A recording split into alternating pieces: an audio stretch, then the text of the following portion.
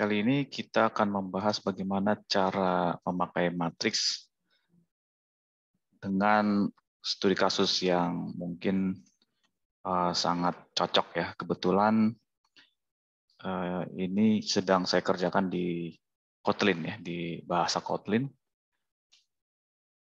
yaitu tentang facility planning. Ya, saya perlihatkan dulu halamannya. Oke, seperti ini facilities planning. Jadi perencanaan fasilitas ini adalah buku semester 7. Kebetulan ini studi kasus yang sangat real ya, sangat menantang. Dengan studi kasus ini mungkin akan banyak yang akan digali, gitu. Mulai dari hal yang remeh sampai hal yang lebih lebih sophisticated ya, lebih canggih dalam hal pemrograman Python. Nah, sebelum kita menulis program seperti biasa, di menit-menit awal harus saya jelaskan bagaimana cara studi kasus ini bekerja. Gitu. Kalau dilihat dari judulnya aja, Facilities Planning. Oke, sebentar, mungkin saya pause dulu, saya nanti perlihatkan daftar isinya. Ini adalah daftar isi, begitu banyak materi di buku ini, sampai halaman 800 ya. Yang kita bahas, atau yang saya sedang kerjakan dalam bahasa lain, adalah chapter 6, chapter 5 material. Oke, ini dia chapter 6. Dan ya, di chapter 6 ini tentang bagaimana mendesain atau merancang layout, cara merancang denah gitu ya. Cara merancang denah ini sebenarnya ada lebih dari 6. Ada lebih dari 6 metode gitu ya. Atau lebih dari 6 algoritma. Di sini yang lebih jelasnya ada di halaman 302 ini, tapi saya tidak menjelaskan itu di video ini. Anda tinggal cari sendiri ini isinya ada algoritma apa saja. Tetapi dari berbagai macam algoritma tadi, apapun algoritmanya, tetap melalui basic metode ya. Ada langkah-langkah yang sama di antara algoritma-algoritma tertentu itu ya. Di situ kita mengenal ada algoritma 302, sebentar. Ada graph, ada ini ya, using graph. Terus di bawahnya juga ada mgraph dan seterusnya lah. Di jurnal sekitar tahun 60-an ya, 68 itu sebenarnya algoritmanya lebih ya. Kalau nggak salah ada 12 ya. Ada 12 algoritma yang semuanya diadu gitu. Oke, tapi dari algoritma tersebut semuanya itu menggunakan matriks yang sama, menggunakan inputan yang sama. Apa itu inputannya? Oke, langsung saja kita lihat di soalnya saja ya. Jadi di sini ada 4 departemen, are to be located in building gitu. Apapun metodenya, Pasti seperti ini soalnya. 4 departemen atau 4 fasilitas akan menempati sebuah bangunan yang luasnya 600 kaki kalau nggak salah. 600 kaki itu dikali 30 berarti sekitar 18 meter ya. Dan 30 meter gitu. The expected personal traffic flows and area requirements for the departments gitu. Aliran kesibukan ya, personal traffic flows ini contohnya seperti di bawah ini. Ini bisa pakai pulpen nggak? Sebentar.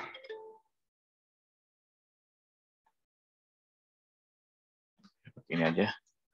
Jadi dari departemen A menuju departemen B itu traffic flow-nya seperti ini.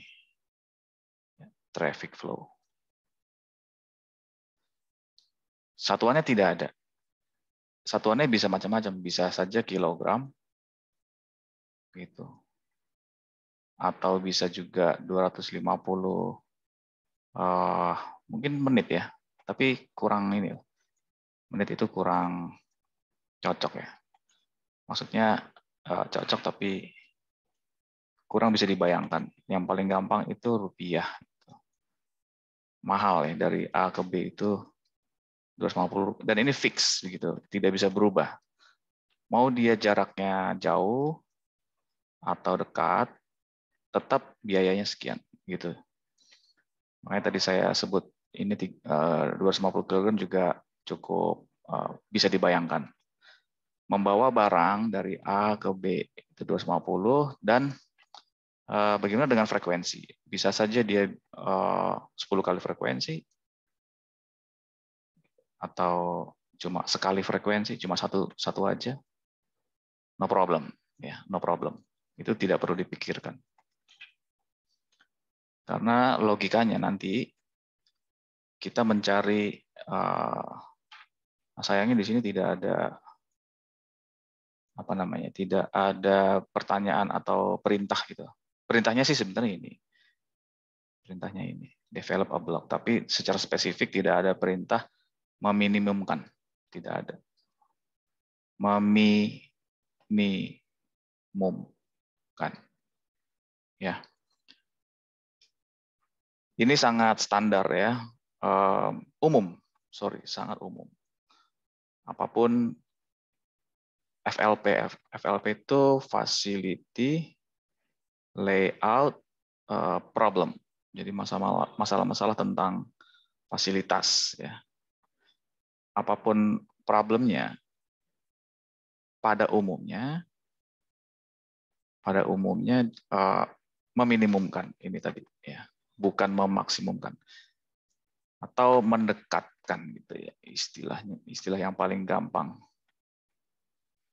Mendekatkan antara A dengan B berdasarkan cost. Ini cost ya. Terserah cost-nya itu rupiah atau kilogram atau kalori gitu. Atau mungkin frekuensi bisa. Jadi ini 250 kali dan ini fix. Ya, cost itu fix. Gitu. Tidak bisa berubah. Nah, yang berubah adalah jarak. A boleh saja berdekatan dengan 250, berdekatan dengan B karena dia paling tinggi, tapi ternyata yang di sini paling tinggi adalah ini ya, 400. Jadi yang harus didekatkan adalah B dan C daripada A dan B. Oke lah, A dan B bisa didekatkan, toh tidak ada hubungannya dengan A dengan B ya. Nah, di sini tapi ya dari A ke B itu 250. Nah, dari balik lagi misalkan. Kan bolak-balik ya. Dari A ke B, dari B ke A. Dari A ke B itu 250, dari B ke A, ya, dari B ke A ini 125. Ditambah 5, 7, 3, 375. Berarti traffic flow AB adalah 375. Nah, bagaimana dengan si yang katanya ini paling gede? Nah, dari B ke C itu 400. Kemudian dari C ke B ya. Ini dari C ke B 0. Kalau dijumlah jadi 400. Berarti ini emang yang paling tinggi ya. Tapi kita lihat di sini CD sama DC. Nah, oke. Tunggu sebentar. Oh, BD ya. Iya, kalau lihat di sini. Nah, daripada bingung maksudnya menggunakan mata, mana untuk bingung menentukan mana yang paling traffic gitu. Mana sih yang paling sibuk departemen? Apakah AB, apakah AC, apakah BC? Nah, bingung menentukan karena pakai mata, maka lebih baik kita dibantu oleh pemrograman. Ya, terlebih kalau departemennya lebih dari 4. Nah, di bawah, di halaman bawah, ini saya hapus dulu ya. Di halaman bawah itu, coba Anda bayangkan di sini, ada yang sampai F, ada di bawah lagi kayaknya sampai H. Oh, ini kalau pakai mata susah. Nah, tapi kebetulan ini matriksnya half ya. Kebetulan ini half. Apa yang dimaksud dengan half? Ya setengah. Maksudnya ini setengah diagonal ini nggak usah dilihat. Jadi lihat aja ini. Dari A ke B, dari B ke A nggak ada kosong. Jadi ya kesibukannya AB ya sebesar ini. Jadi tidak perlu ditambah AB ditambah BA. Gitu, tidak perlu. Karena ini semuanya 0. Itu enaknya ya. Sebentar.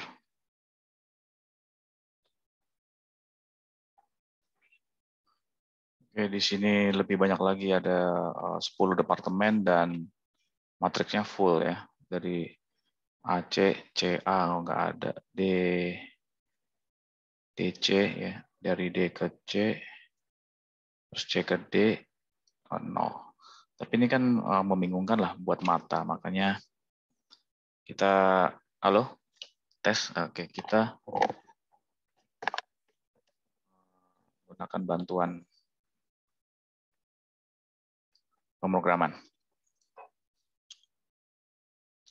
Dan studi kasusnya cukup kecil saja, cukup 4 lah ya.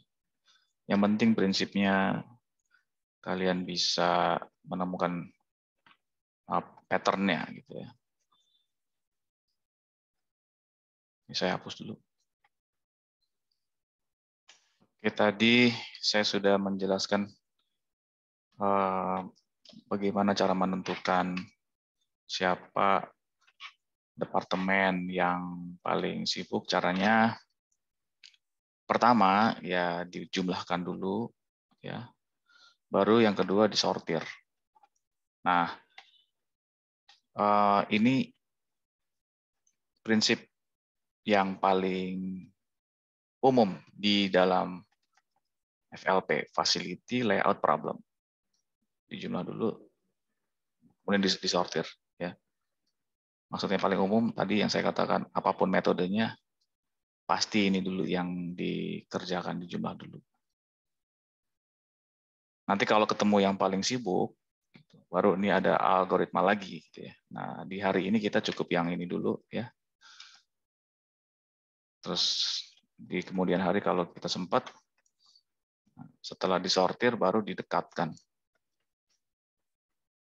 Dekatkan antar departemen. Misalkan tadi BC ya. BC ini harus didekatkan. Departemen B dengan departemen C harus dekat, nempel ya. Benar-benar nempel. Asumsi, oke, asumsinya menggunakan departemen yang kotak, tapi ini asumsinya, tunggu sebentar, di sini kita lihat, oke, ini asumsi, ini soal yang paling mudah ya. Ini soal yang paling mudah karena menggunakan asumsi apa namanya ya, bujur sangkar ya. Asumsi bentuk itu banyak, ada bujur sangkar, ada persegi panjang begini, ada irregular form seperti ini. Gitu. Nah, tapi di sini menurut buku ini si irregular form ini bisa disederhanakan menjadi seperti ini. Dia dibikin kotak aja gitu. Ini lebarnya berapa, ini panjangnya berapa. Tanpa perlu harus mengikuti banget gitu ya. Ya, meskipun di sini ada apa namanya nih? Ini PDF jawaban ini ya. Jawaban dari setiap persoalan. Jadi ini soalnya 6.7. Jawabannya ada di sini 6.7 ini. Tapi saya mau kasih tahu yang irregular tadi ya. Nih, oh bukan.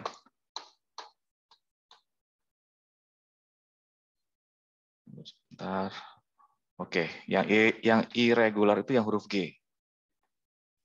Bentuknya seperti ini.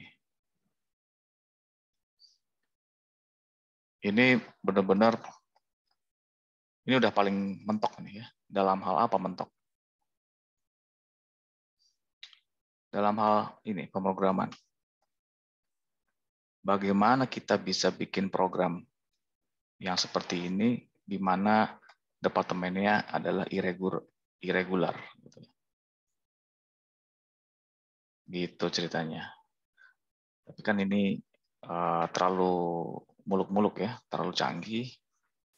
Ini kita bahas di lain kesempatan. Untuk sementara kita membahas di sini ya. Oke. Oke, yang tadi di sini BC ya. B sama C gitu. B sama C. Nah, nanti di sini ditempel lagi di si B ini dia berhubungan dengan departemen mana pasangannya. Ya. AB ya, AB tadi 375 kan? Ini ditambahnya 375 berarti di sini A. Nah, nanti ada pertanyaan. Kenapa harus di atas? Kenapa nggak di samping di sini A-nya? Itu lain cerita ya. Itu namanya algoritma. Ini nanti yang akan kita bikin, tapi saya rasa nggak di semester ini. Nggak di semester ini sangat berat. Ini project yang beberapa hari ke belakang yang sedang saya kerjakan. Tapi pakai Kotlin, makanya kemarin saya tidak masuk gitu ya. Justru malah dengan senang hati kalau ada kelas besar sehingga saya bisa melanjutkan proyek penelitian ini.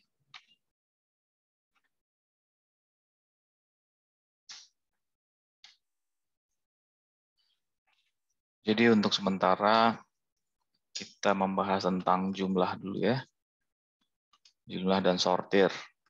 Nanti di sini akan ada sintaks atau fungsi, ada kita memakai function sort, terus ada kalau nggak salah ada map ya, atau map atau set, kita lihat aja nanti. Dan sebagai objek penelitiannya adalah matriks, ya. Objek penelitian yang sebagai studi kasusnya adalah matriks. Matriksnya ini 0, 1, 2, 3 begitu. Berarti 3 dikali 3 gitu. 0, 1, 2. Oke. Nah, setelah dijumlahkan, disortir. Disortir mana yang paling sibuk gitu ya, traffic flow. Nah, dari sini aja kita udah cukup kewalahan ya. Mungkin bukan kewalahan, lebih tepatnya sangat memakan waktu ya, khususnya mungkin di bagian sort ya. Kita lihat saja, tapi untuk sementara ini saya memperagakan seperti biasa, memperagakan pemrograman ini naif ya. Pemrograman naif. Jadi misalkan ini kan diulang-ulang kan? Ini apa nih? Diulang-ulang AB, BA, AC, CA. Nah, nanti saya akan menulisnya ya seperti ini. Meskipun ada keyword for atau pengulangan lah ya. Daripada saya ngulang-ulang terus, mendingan saya pakai fungsi loops gitu. Ya, saya sudah 2 minggu ini menggunakan Kotlin, jadi Python menjadi agak lupa. Oke, nanti akan saya lihat-lihat lagi di sumber dokumentasinya. Baik, kita segera ke mana tadi? Ke online ya, ke online compiler. Oke, di sini. Nah, di sinilah enaknya pakai Python itu daripada Kotlin ya, daripada Java. Kita tidak perlu membuat kelas ya. Tidak perlu membuat, kalau di C++ itu kan dia kok tidak mau ya, tunggu sebentar ya. Keyboardnya.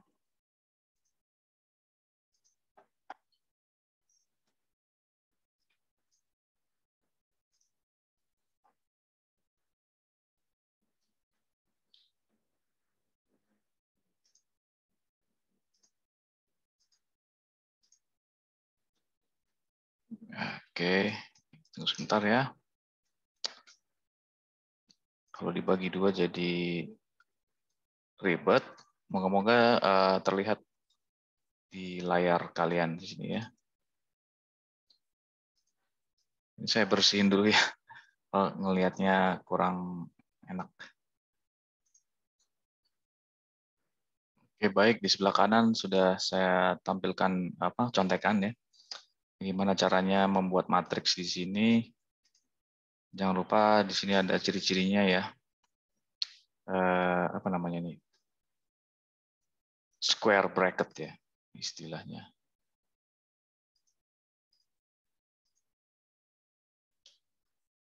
Jadi ada, oke, di sini macet lagi ya.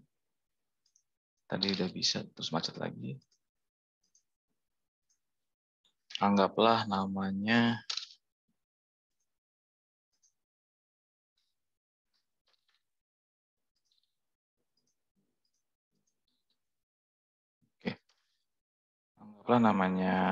matriks A. Nah, begini bentuknya. Bentuk umumnya adalah seperti ini. Untuk membuat baris paling enak begini aja. Gitu ya. Ini baris pertama adalah 0,250,240. Terus koma begitu. Selanjutnya 125,0 ya di sini ya, lihat. Kemudian 400, 335 dan seterusnya ya, saya pause.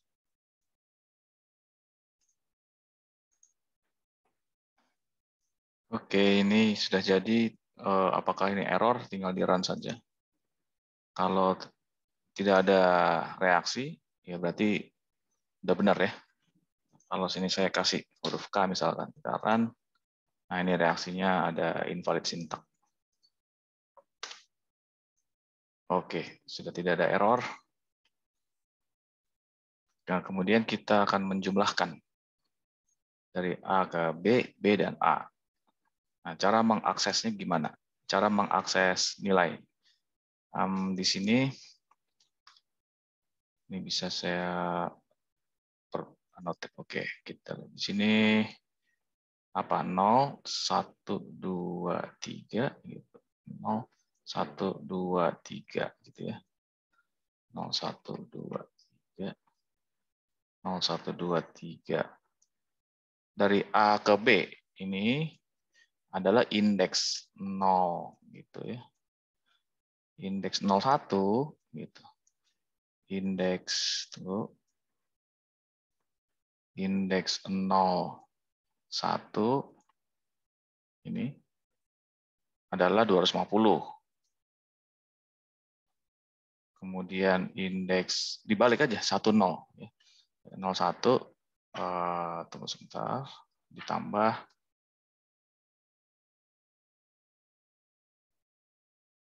gitu. Di sini saya mau membahas indeksnya dulu ya. 1 0 1 0. Benar nggak 1 0? Baris ke 1. Ini baris ke 1. Terus kolom ke 0.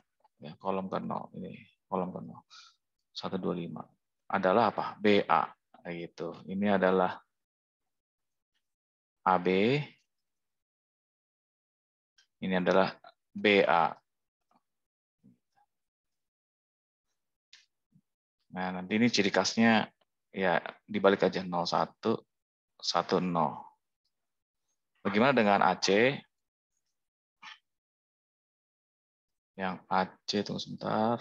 Saya mau ganti warna dulu. Di clear all. Oh, erase aja deh ya.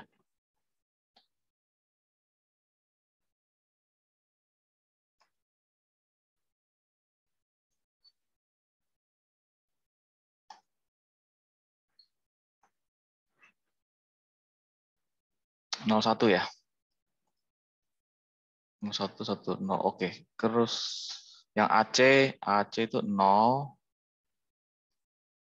C-nya mana? 02. Dapatnya ini.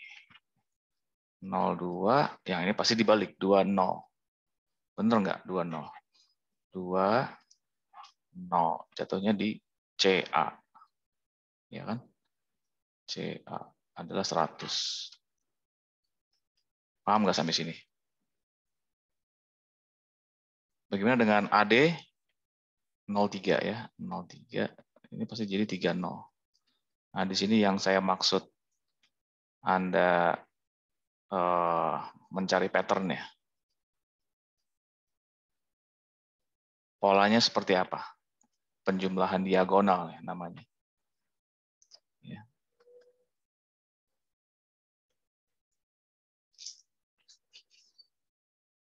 Penjumlahan diagonal setelah dijumlah, jumlahnya taruh di mana?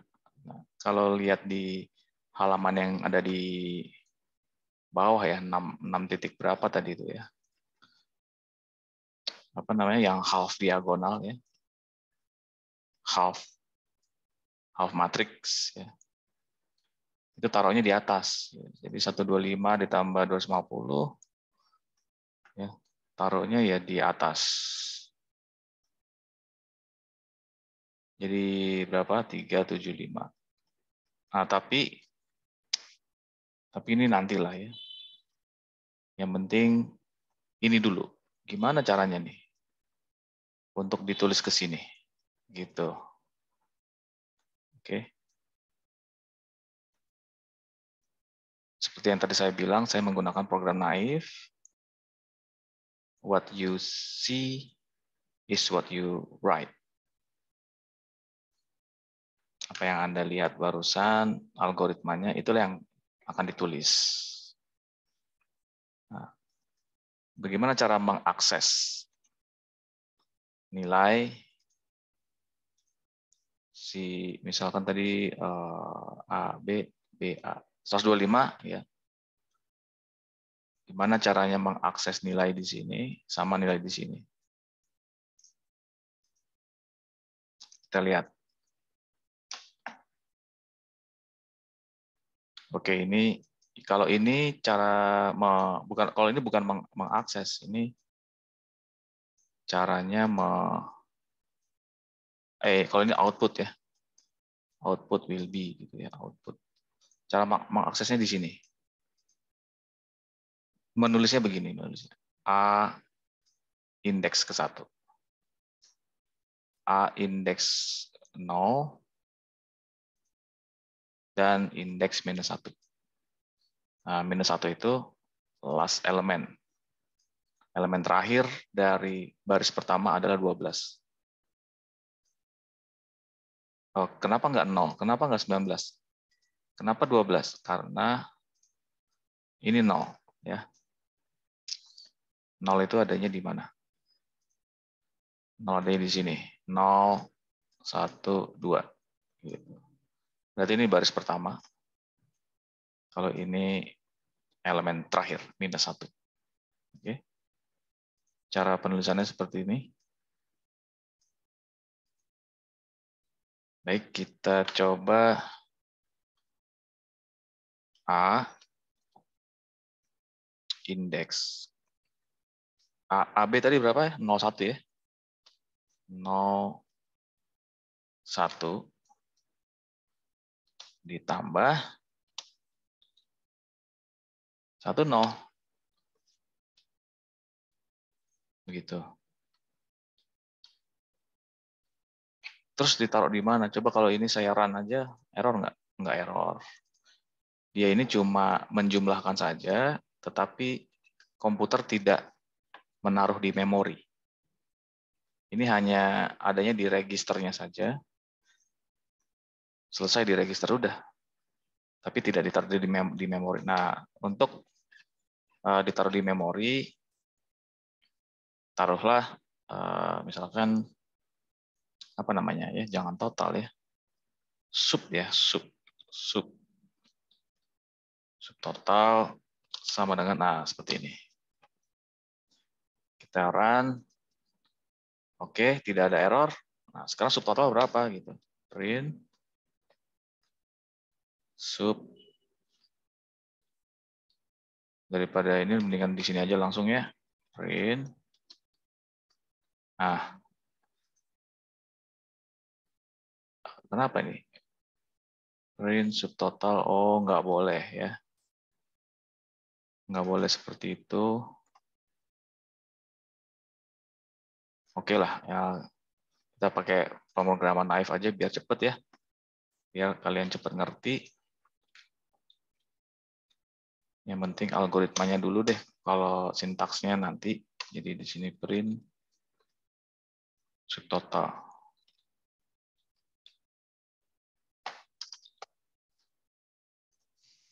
Oke, 375. Begitu. Nah, terus tapi ini kan oh ya, gini aja, jangan subtotal. AB aja, oke. AB tambah BA. Terus AC, AD. Kemudian BC, CD. Udah selesai kan? Ini cuma itu aja ya. Dari sini ke sini, sini. Terus BC, BD, terakhir CD.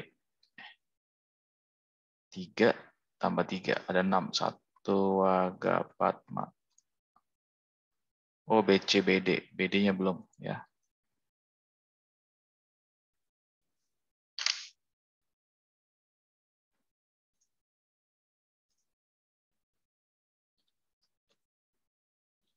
Gitu.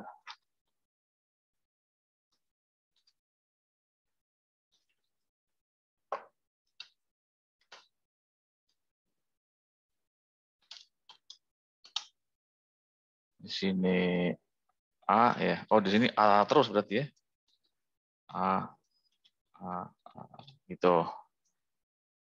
Karena matriks A kan. Ini maksudnya sih matriks A. Atau FTC lah. Kalau di mata kuliah facilities planning itu ya from to chart. Ini FTC.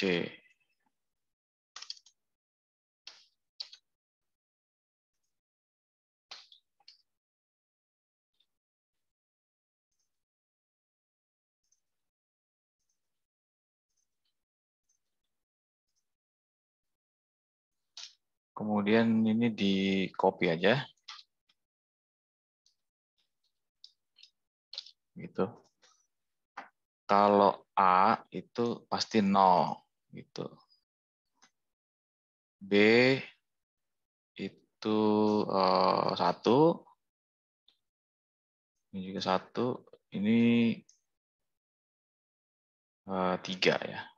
Oh, sorry, 2. Begitu. Terus A ke C, A ke B, A ke C. Baris 1, baris 2. Oke, ini jadinya 2 gitu kan.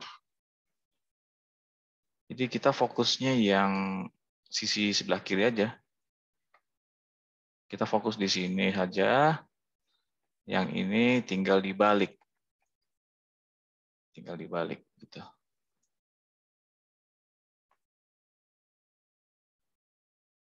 Nah, Anda harus tahu nih polanya biar cepat. 1, 2, 0, 1, 2, 3 ya. Gitu kan. 1, 2, 3. Terus kalau BC,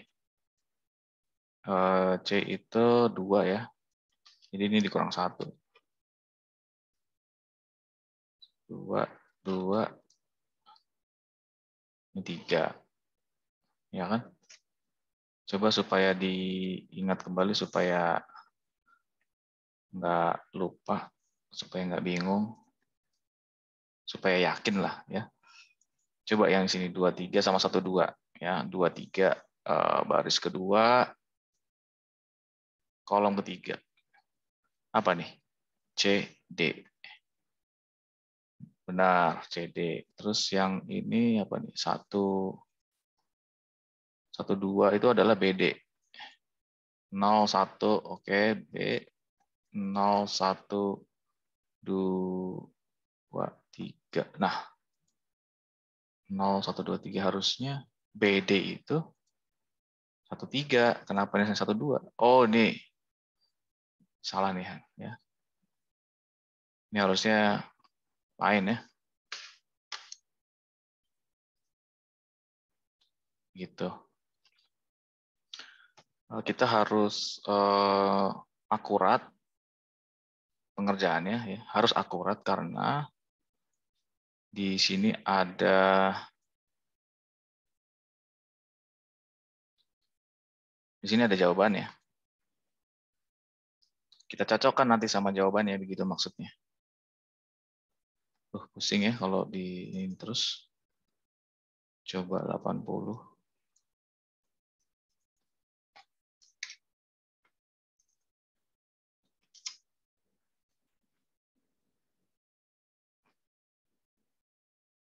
Mana tadi ya? Nggak kelihatan ya ternyata. Ya paling ini aja sih ya. Yang nanti akan kelihatan. Tapi sortirnya nggak ada di sini. No problem ya. Yang penting ada buat mencocokkan di sini jawabannya. Minimal itu aja deh ya.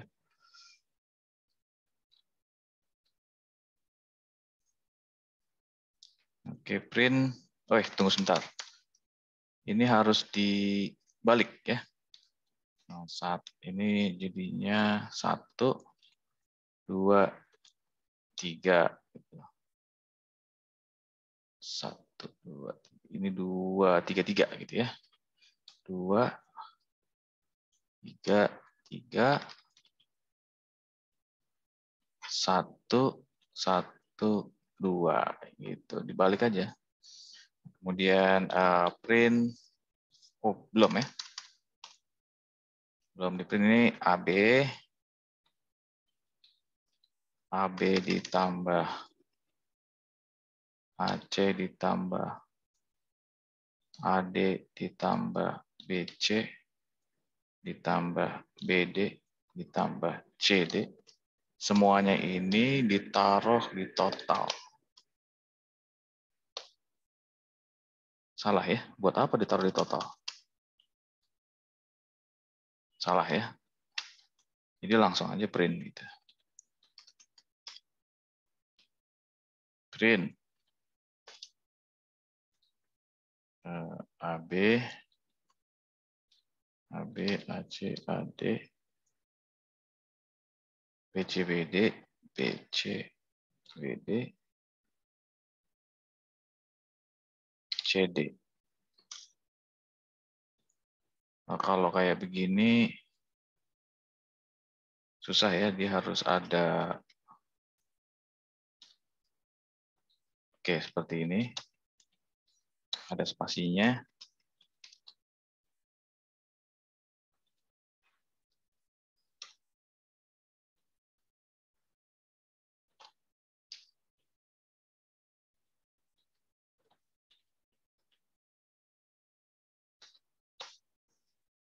Kita print. Oke.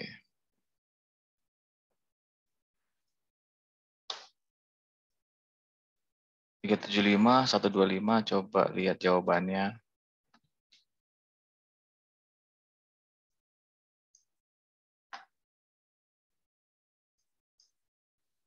Bisa nggak? Nggak. Oke. 375 125 365. Oke, AB AC AD.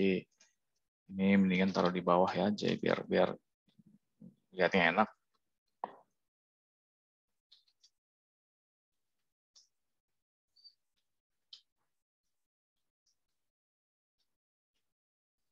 Gitu. Oh, satu lagi.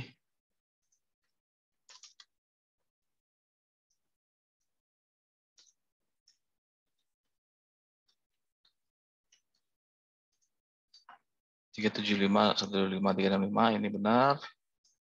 400 620 400 620 terus 400. Ya, benar semuanya. Nah, tugas kalian itu membuat ini menjadi ringkas dengan menggunakan for. Tunggu, di Python ada for nggak? Python loops gitu ya. Python loops.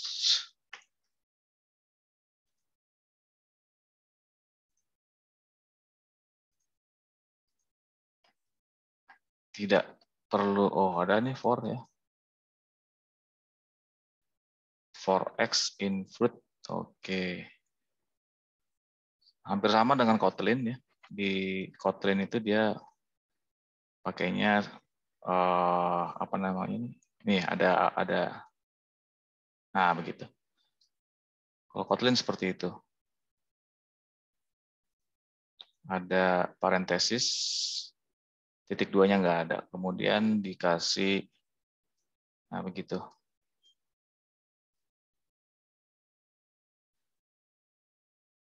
Nah, sementara kalau Python memang dia menjanjikan apa yang dijanjikan, apa bebas simbol aneh gitu ya. Bebas simbol, bebas ribet. Dan ini benar-benar ditunaikan gitu ya janjinya. Sudah saya buktikan memang Python is the best lah ya. Tapi bukan berarti saya menjadi cinta Python ya. The best untuk beginner. Ya.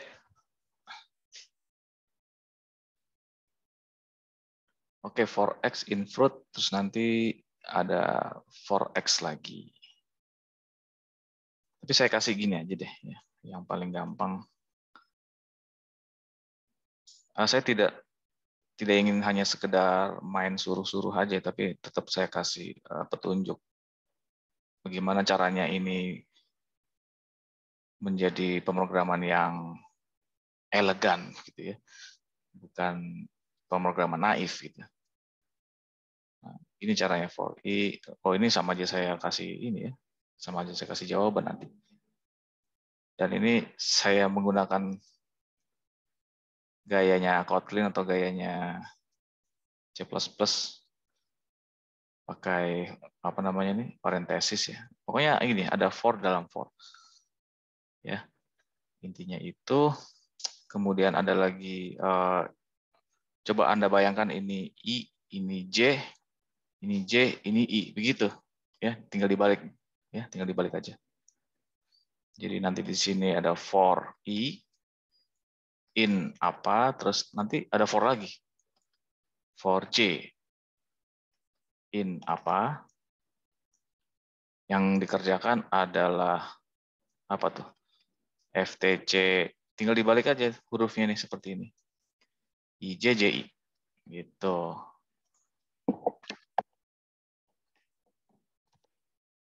Nah, tapi pertanyaannya, ketika Anda sudah berhasil membuat kebalikannya, pertanyaannya, ini penjumlahannya ditaruh di mana? Kalau menurut yang Anda lihat di sini kan ya taruhnya di AB. Gitu. Tapi kan kalau Anda nulisnya AB, gitu, berarti nanti AB terus diulang-ulang dong. Bagaimana dengan AC, AD, BC? Nah, oke, saya rasa cukup fair ya saya kasih petunjuknya seperti ini. Kalau ingin gitu loh, kalau Anda ingin memprogram secara elegan, inilah saya kasih petunjuk sama saya kasih pertanyaan. Supaya mikir gitu ya, nggak disuapin terus. Tapi kalau Anda nggak ingin, kalau Anda ingin mempertahankan gaya naif, itu silahkan aja. Silakan saja Anda seperti ini. Modalnya cuma satu. Pemrograman naif itu harus sabar. Kenapa harus sabar? Ini kan baru ada 4. Nah, yang di bawah tadi ada 10 departemen, berarti kan ini Anda harus sabar. Naif itu harus sabar. Oke.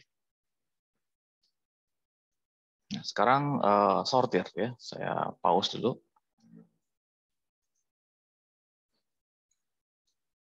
Ketika disortir, yang saya inginkan, tunggu sebentar. Yang saya inginkan ketika disortir hasilnya seperti ini, ya. Rank flow values. Ada apa namanya? Ada rank, flow, aliran dari B ke C sama nilainya. Kalau ini cuma kategori, tapi nggak perlu lah ya, nggak perlu banyak-banyak.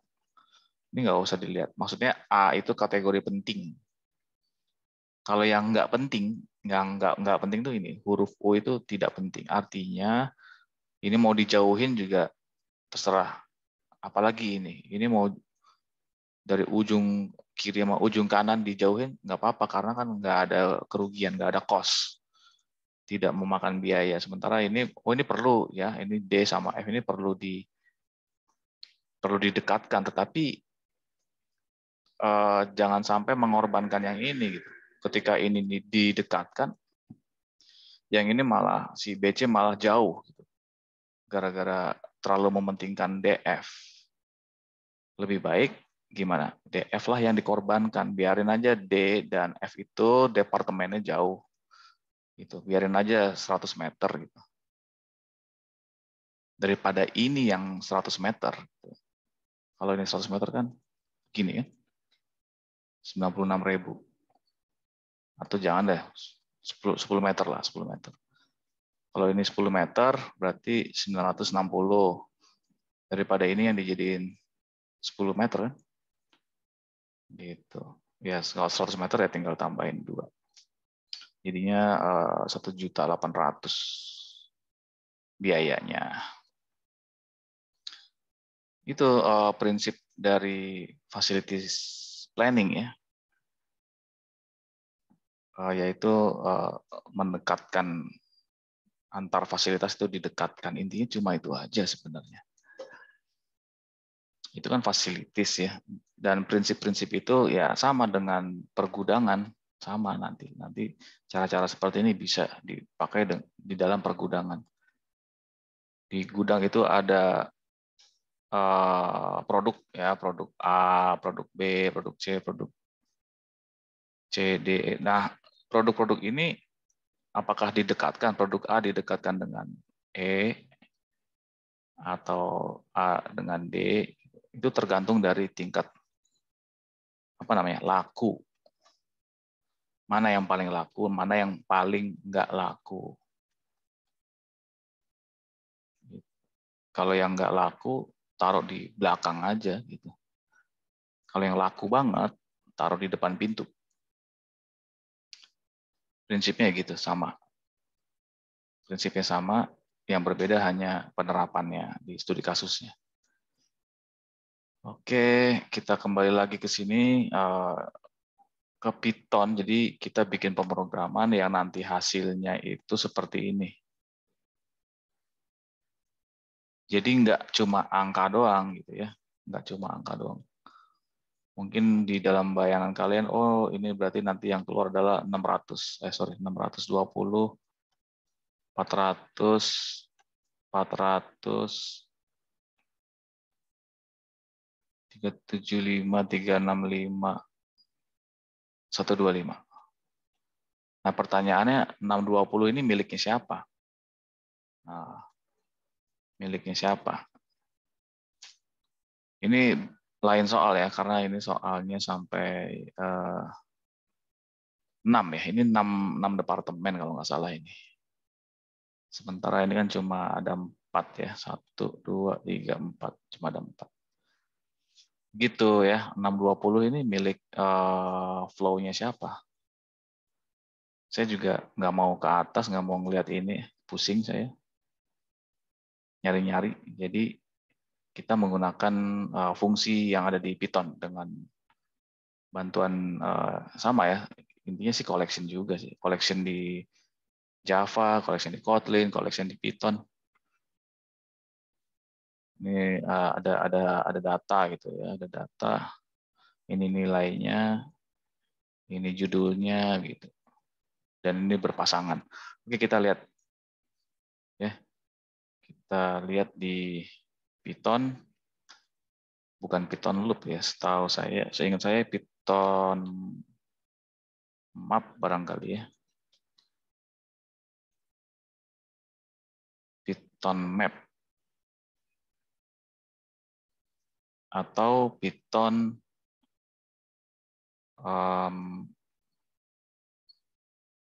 tunggu saya pause dulu ya.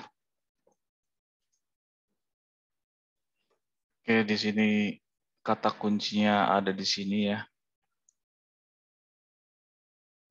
Key and value pairs. Pairs itu apa istilahnya? Pairs itu bahasa Indonesia adalah pasangan ya. Pasangan. Pasangan berupa kata kunci sama nilainya berapa. Begitu. Nah, di sini ini kalau nggak salah ini key-nya ya. Ini key-nya. Oh, tunggu sebentar. Terus ini value-nya. Gitu. Ya. Ini key-nya, ini value-nya. Ini key-nya itu tahun, year,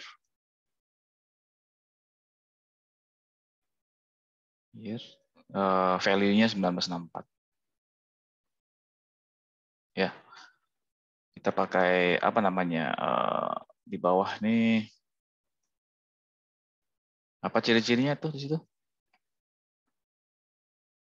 Kurung sama ini sintaksnya. Curly bracket sama coba oke di sini aja deh. Kita lihat. Oke, jadinya seperti ini ya. Nah, nanti tapi kan ini bentuknya bukan bukan apa istilahnya? Ini bukan array ya. Soalnya yang di sini matriks ini bentuknya ini list ya.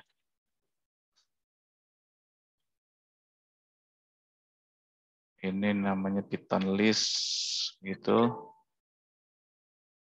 Coba kita lihat di sini ini. Kita lihat list. List itu ciri-cirinya apa? Nah, itu apa namanya square bracket ya. Anda bisa lihat di sini. Tuh, sebentar. Oh, di atas juga ada. Itu ciri-cirinya list di Python.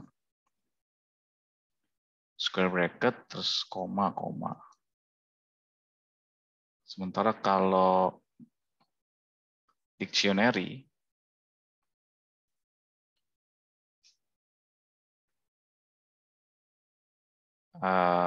bracket, apa nih, double colon, sama koma. Ini untuk memisahkan key sama value. Nah, yang tadi itu list, sementara ini dictionary.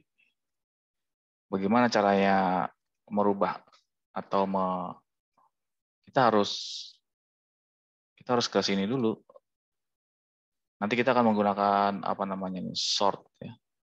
Fungsi sort, tapi yang di sort adalah dictionary. Soalnya kalau kita men-sort list, akibatnya apa? Ya kayak tadi yang saya jelaskan di sebelumnya, ini mana ya? Ya kalau misalkan ini kan list nih. Lihat nih ciri-cirinya ya kan list. Kalau kita sortir hasilnya ya seperti ini.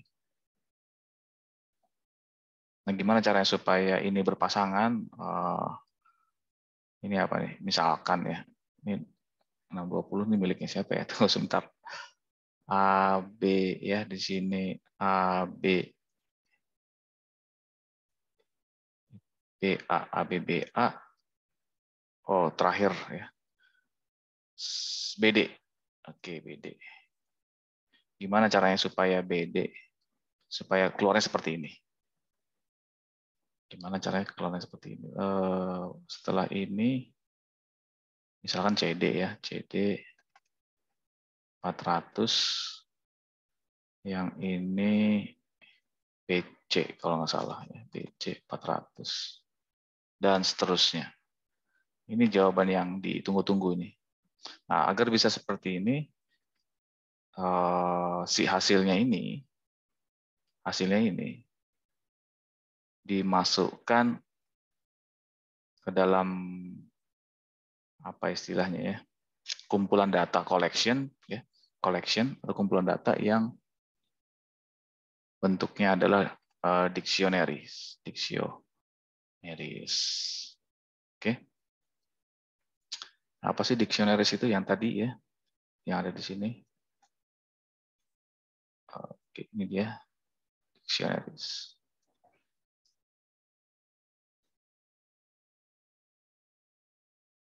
Nah, kalau order unorder, kebetulan di situ ada apa nih? Diurut atau nggak diurut? Nah, tinggal ke bawah aja udah ketahuan ini. Lama-lama udah kelihatan.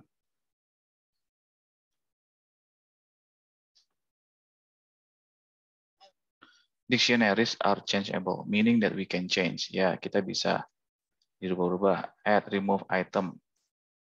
Bisa add, bisa nambah, bisa remove setelah di create. Oh, ini yang changeable ya. Oke, di sini order. When we say that dictionary are order, it means that the item have a defined order, and that order will not change.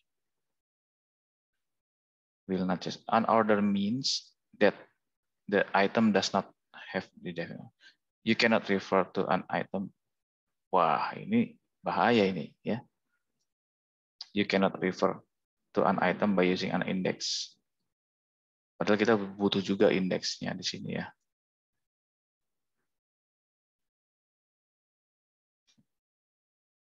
Ketika kita mengatakan bahwa dictionary itu urut, it means that the item have a defined order. Nah, have a defined order ini seolah-olah kita yang mengurutkan sendiri gitu loh. Seolah-olah kita yang mengurutkan sendiri. Nah, coba kayaknya bukan dictionary barangkali ya. Saya cek lagi deh ya. Oke, ini tetap kita menggunakan dictionary karena di tempat lain, maksudnya di pilihan lain itu tidak ada yang mana tadi ya?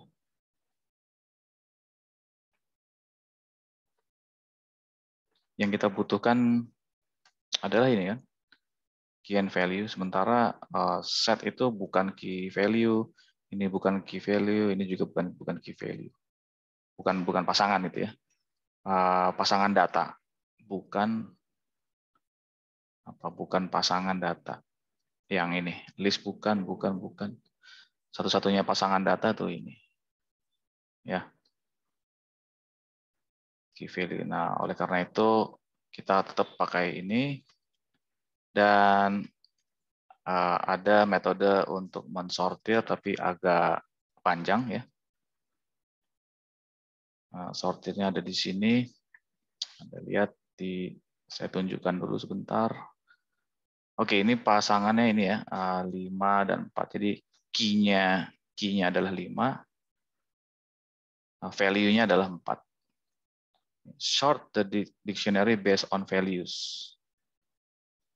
Urutkan dictionary berdasarkan nilai. Jadi pas kan? Sesuai yang kita inginkan di sini. Berdasarkan nilai ini ya. Nanti akan keluar siapa yang flows-nya tadi ya. Mana tuh sebentar biar lebih yakin ya. Biar lebih yakin. Nah, di sini ini kan disortir berdasarkan nilai. Ini value. Ini key-nya. Disortir yang paling besar. Nanti kalau nggak salah ada reverse ya. Seingat saya ada jelek banget tulisannya. Reverse. Dibalik. Kalau tanpa reverse dia mulai dari yang terbesar ya. Coba nanti kita buktikan ya.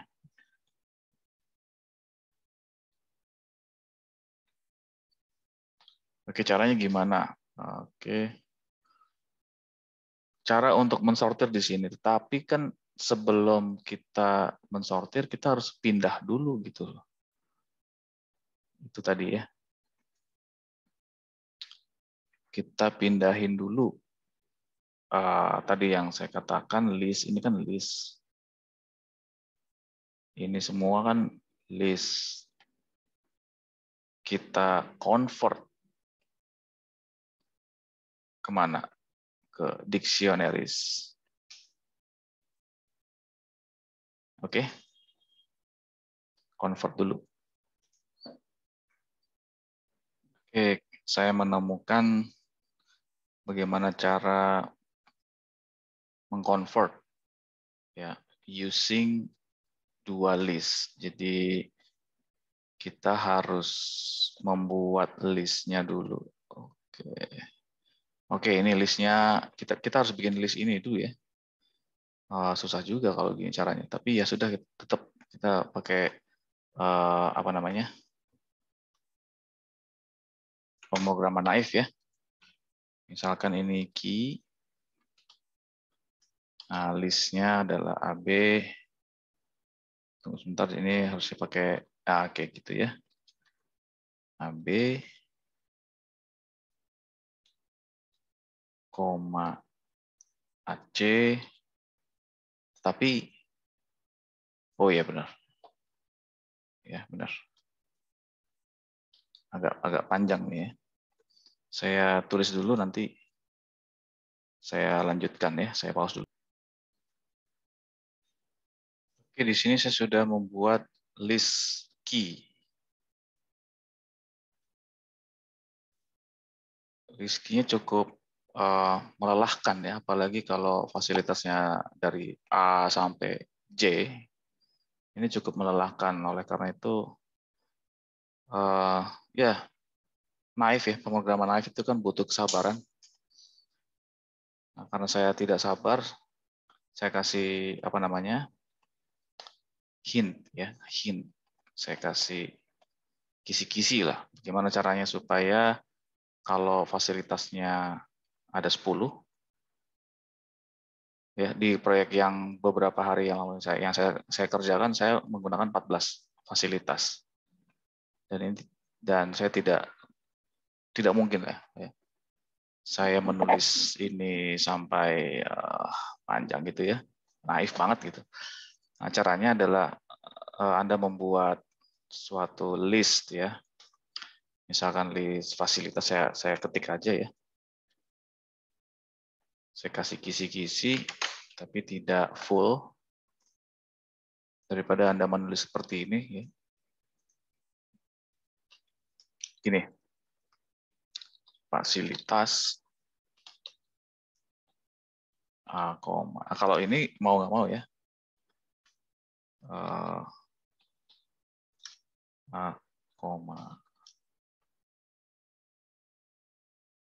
B.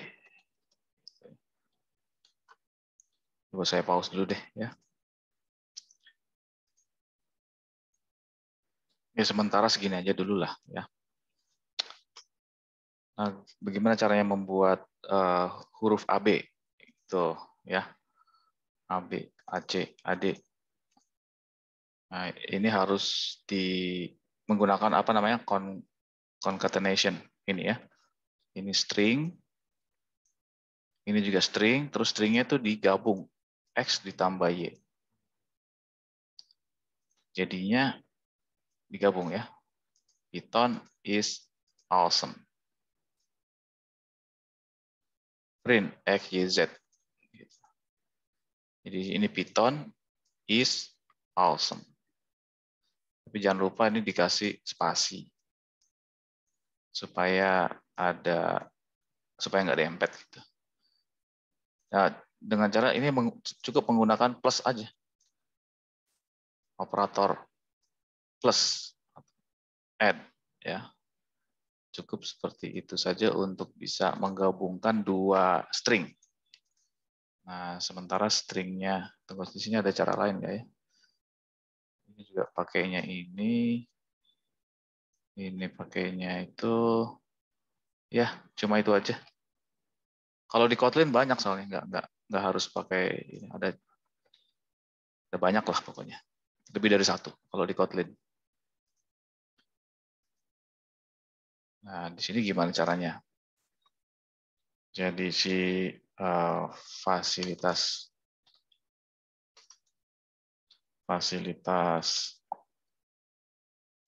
indeks ke 0 gitu, ditambah Ctrl C, begitu. AB berarti 0 sama 1. 01 gitu. 01, 02, 03, 04. Oke. Nah, Anda bayangkan nih. Bayangkan itu huruf I. ini huruf I, ini huruf J, gitu. Ya. Nah, nanti di sini bikin tuh for I in berapa fasilitasnya. Ya, misalkan ya ini aja fasilitas gitu. Terus ada lagi for J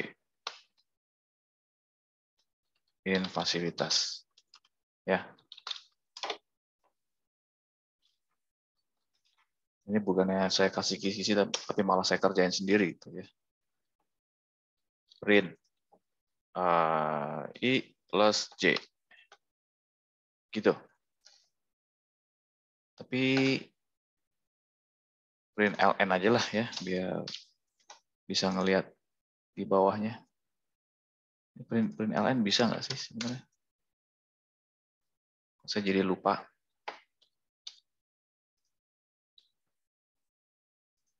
Supaya bisa ke bawah gitu loh. Oh, emang udah ke bawah ya. Ini AB, AA, AB, AC, AD gitu ya.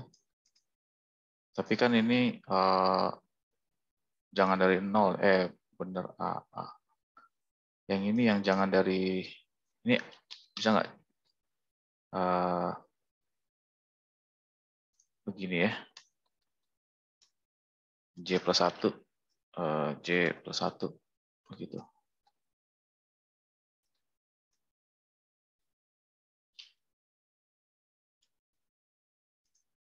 Nggak bisa ya.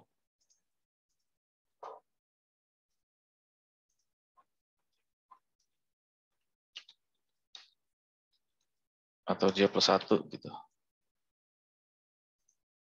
Nggak bisa juga. Nggak apa-apa lah, intinya Anda kalau mau pemrograman yang elegan,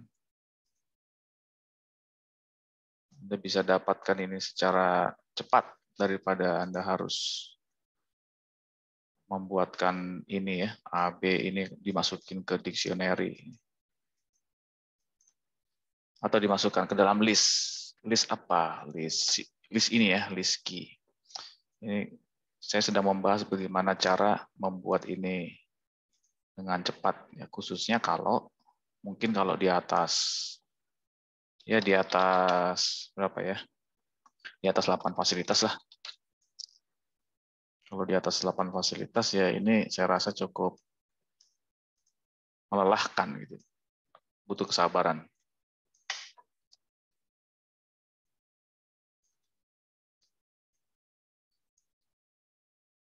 Nah, untuk sementara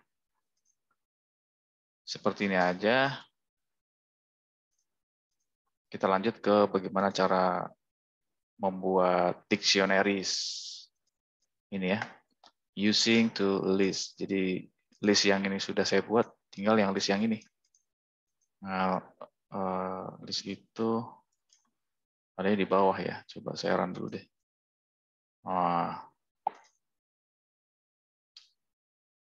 Nah, kalau kayak gini, kalau cara naif, ya mau nggak mau, cara naif AB adanya di 375 gitu. 375, 125. Cara elegannya gimana? Ada sih, ada, tapi cukup Anda untuk sementara ini yang cara naif dulu gitu ya. Yang penting keyword di dalam pencarian di Google itu kamu harus tepat menemukan keyword yang cocok.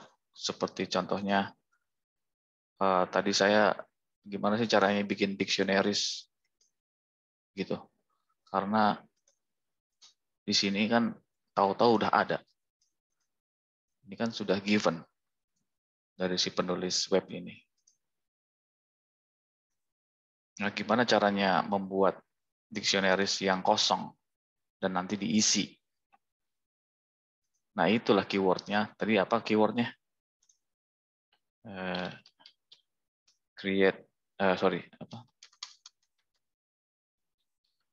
Python create new dictionary in loop gitu. Langsung ketemu. Membuat dictionary baru, tapi menggunakan loop.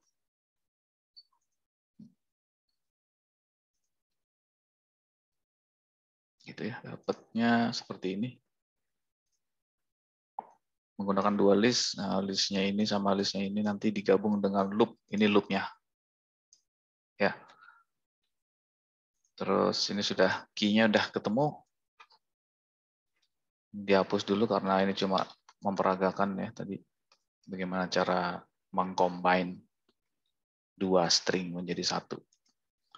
Itu tadi. Nah, sekarang bagaimana cara membuat, oh sebentar.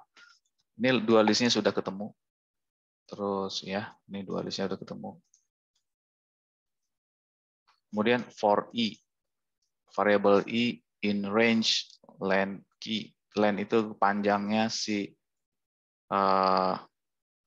list. Ya, panjang list ini 1, 2, 3, 4. Tapi dia range ya.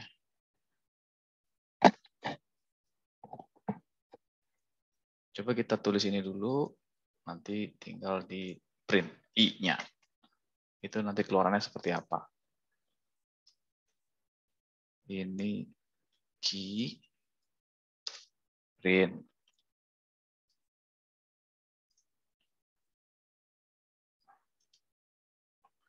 Gimana caranya buat jadi komen ya, saya lupa. Tunggu sebentar, ini aja dulu deh ya. Print i. Hasilnya seperti apa? 0, 1, 2, 3, 4, 5. Oke, no problem. Jadi ini dia kepengennya 0, 1, 2, 3. Dia kepengennya integer ya. Pengennya berurut, tapi dengan cara indeks ya. Ini indeks. Nah, di sini dictionary. Kita membuat yang ini dulu nih, kosong ya. Dictionary yang kosong. Misalkan ya udahlah, ikutin aja lah ya. Dix curly bracket. Nah, di sini dix apa nih? Key yang pertama sama dengan subtotal key yang pertama gitu. Print dix.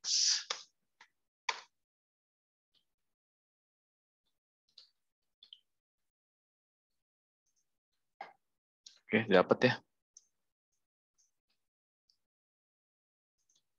Jadi saya kembalikan dulu di sini.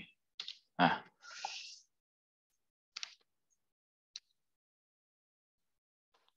subtotal. Jadi nilai subtotal ke 0. Jadi besarin nggak? Oke. Nilai subtotal ke 0. Adanya di sini 0. Gitu. Si 375 ini ditaruh di sini. Caranya seperti ini. Karena dia bentuknya ini dictionary, jadi dia otomatis sudah ada komanya sendiri nanti, ya. Jadi ini kan dictionary itu sebenarnya mirip dengan list, tapi two dimensional, oke? Two dimensional atau 2D lah, 2D. List 2D, list 2D itu bentuknya seperti ini. Oh, list 2D ya seperti 2 dimensi ya seperti ini. Ini kan list 2D nih, gitu. Ya. Ya oke, saya ulang dikit lah ya. List 2D itu Kalau ini 1D gitu ya. Satu dimensi. Ini juga satu dimensi nih, gitu.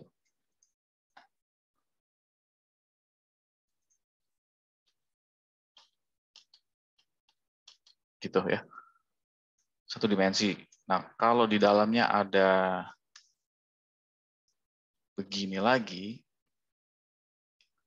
di dalamnya ada begini, paham nggak nih? Kebanyakan. Ya. Ini namanya dua dimensi. Nah, Anda lihat nggak di sini? Ini ada kurung bracket, ini juga ada kurung bracket.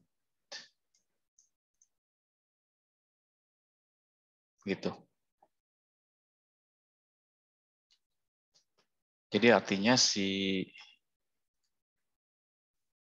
mana tadi? Oke, ini kan nilainya 375 yang ini. Karena ada lambang assign, itu lambang assign itu nilainya 375 akan ditaruh di sini. Bukan taruh di key ya. Bukan. Nah, si dict key, karena dia dict ini sudah merupakan ini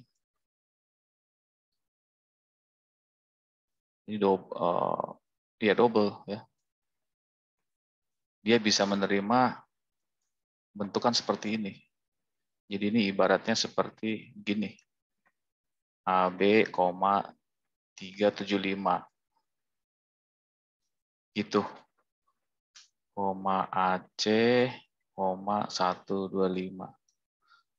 Ini kalau dikebawahin, dibikin matriks, jadinya seperti ini. AB, AC,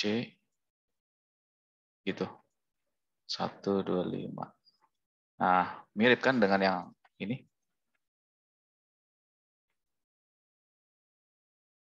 Dua dimensi itu baris dan kolom. Gitu. Ada baris, ada kolom.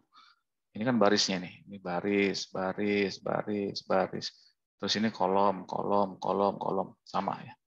Ini baris, baris. Ini kolom, ini kolom.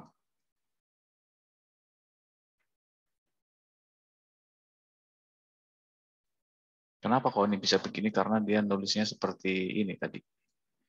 Ada curly bracket, di dalamnya ada curly bracket lagi. Nah, di dalamnya ada koma. Ini 1, 2, 3, 4. Ini sama aja 1,2, 3,4. Matriksnya begini. Ya.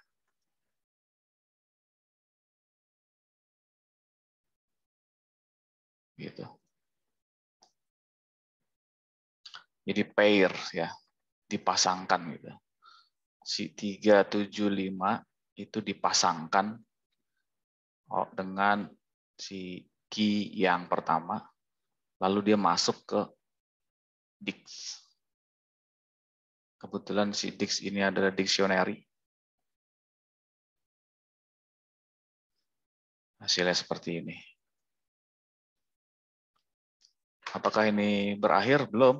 Ini baru memindahkan ini, memasangkan lah.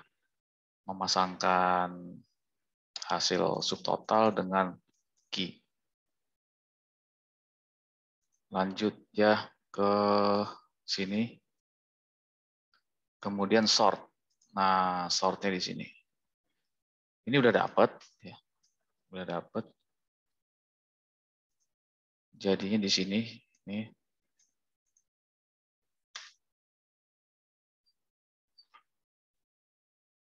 Nah, tapi ini taruhnya FTC. Oh iya, tadi ini harusnya Ngambilnya dari sini harusnya ya.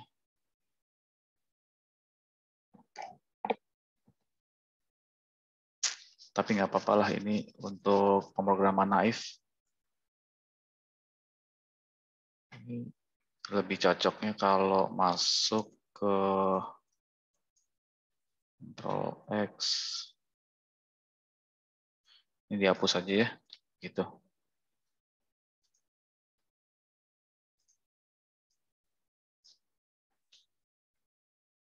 Dix, key, subtotal. Ini menjadi percuma ya. Ini menjadi percuma karena sudah ada ini gitu. Nah, gimana caranya nanti kalau kamu ketemu ada 10 fasilitas? Ya, ini kan tadi udah saya ajarin gimana sampai 10 fasilitas. Nanti ini bisa diganti dengan AB gitu ya. Ini milik AB bukan sih ya? Jadi ini aja deh, AB, AC, AD, BC, BD, CD gitu kan. Tapi ini taruhnya di atas. Diproses dulu gitu. AB di AB si AB ini menampung ini dulu. Baru taruh di sini si AB-nya. Coba saya ulangin run. Nah, kan berhasil, nggak ada error. Oke, ini udah benar. Tapi kalau sampai 10 fasilitas ya sudahlah, Anda harus bersabar. Anda tulis saja. Kalau Anda nggak bersabar, Anda pakainya apa tadi? Concatenates gitu ya. Concatenate. Concatenate.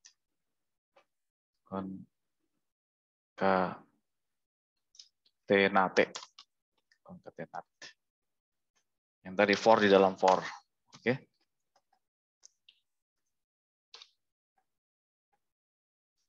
Selanjutnya, oke, ini sudah dapat. Tinggal ini. Ini yang terakhir di video kita untuk kita bahas. Kita copy saja biar cepat. Ini sudah lebih dari sejam ya.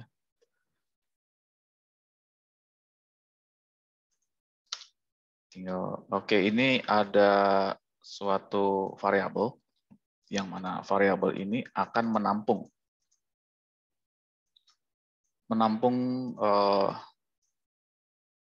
kalau ini ya, ini ciri-cirinya apa nih? Kayak gini, dictionaries ya.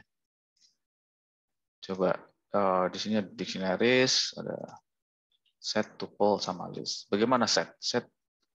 Set juga pakai ini ya, pakai curly bracket, tuples pakai parenthesis biasa, list pakai square bracket. Jadi set sama dictionary hampir sama.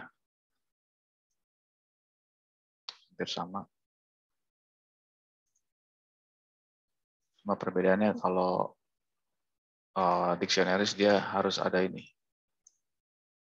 Ini apa nih? Double dot gitu ya.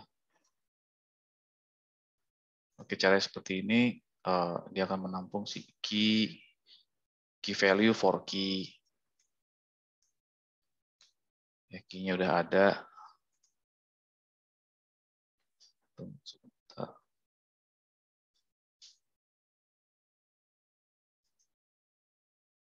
Nah, fungsinya ini ya. Ini tinggal diganti menjadi dict gitu.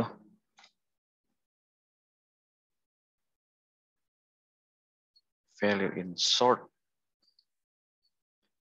Jadi untuk apa mengurutkan berdasarkan value, taruhlah fungsi sort ini di bagian value ini.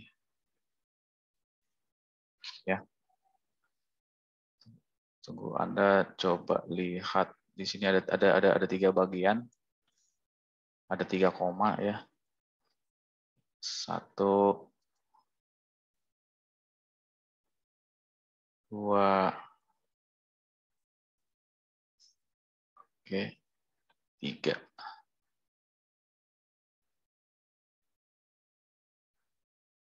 Dah, ini yang harus Anda ingat ya. 3 bagian terdiri dari key value, ini pair, pasangan, for key. Terus ini value in sort, seperti ini penulisannya. Ya, Anda tinggal hafalin aja.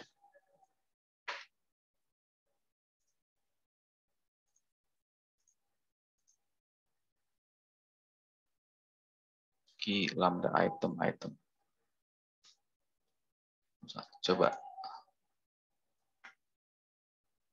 Oh ya, printnya belum ya. Ini taruhnya di sini. Gitu. Terus taruhnya di bawah.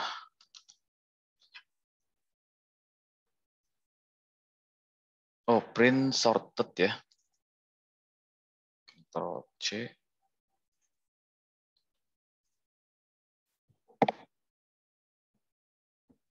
Oh, kalau ini dari kecil ya.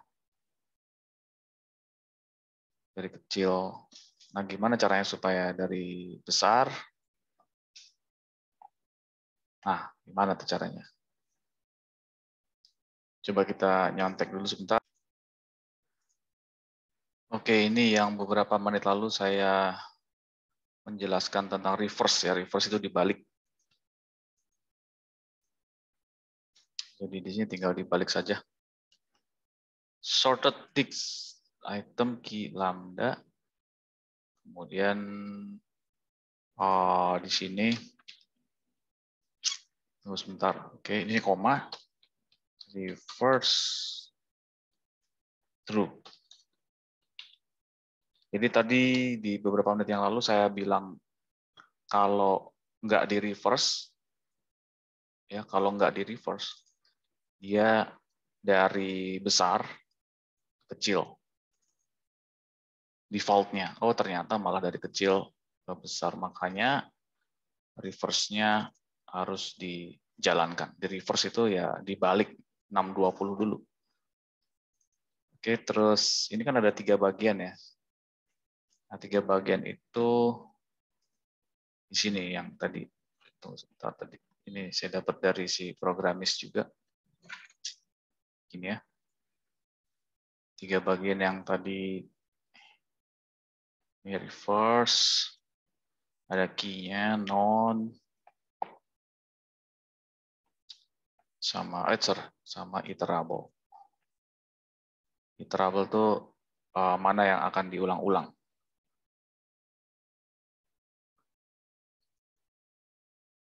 Ya, yang akan diulang-ulang. Ya udah, itu aja.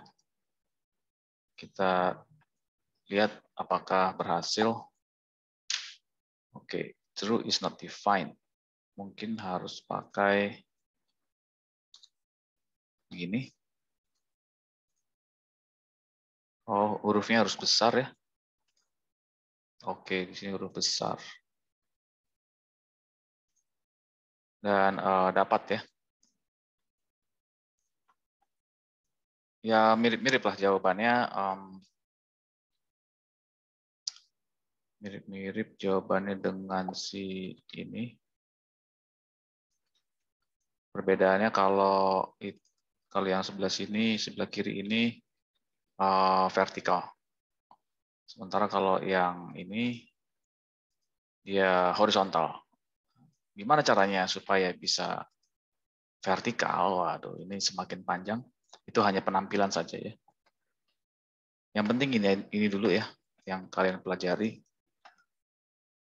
Jadi ada soal. Ya. Coba ini kalian tutup mata dulu biar nggak pusing. Kalau melihat seperti ini ke bawah lama-lama pusing juga gitu ya.